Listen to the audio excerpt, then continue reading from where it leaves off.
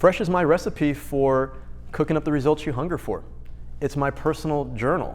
It's what I had to do to go from fired on Father's Day to being a professional keynote speaker.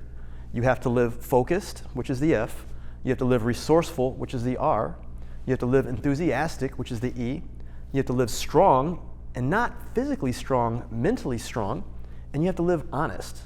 When I incorporated those 5 steps, that recipe, into my life, then those dreams I'd been talking about for years, thinking about for years, became reality. So when we talk about focus, what do you really want? What do you want to achieve? And you have to be very detailed about it. Any recipe out there tells you exactly how much you're going to make, how long it's going to take, and when you produce it. Do we do that for our lives? When we talk about resourceful, we're in a world right now where we're always hearing what we're not good at and what we can't do. So we're constantly thinking, you know what, I can't do it. But if you're resourceful, you're always thinking about the solution and what you can go and do. When you cook, if you don't have the ingredient necessary, you either find a way to get it or you find a substitute. That's being resourceful.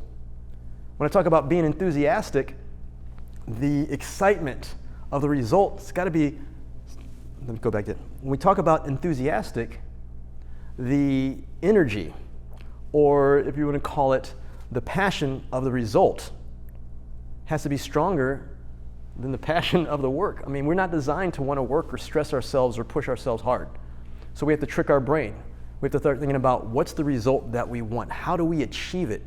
And when we think and focus more on the result than the work, great things happen.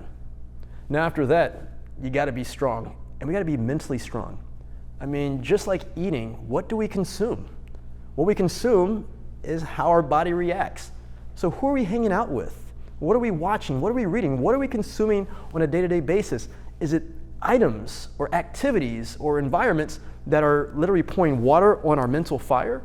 Or are we actually fueling that fire? I mean, I love to hang out with, I like to call them taste testers. When we're working to cook up something that we want, literally, we have some people in our lives that we trust. And those people that we trust, we will say, hey, here's what I want to produce. We ask them to taste or sample it, and then they give us feedback because they know where we want to go. They're trying to build us up. These are people who are willing to challenge us. They're not going to tell us what we want to hear. They're going to tell us what we need to hear.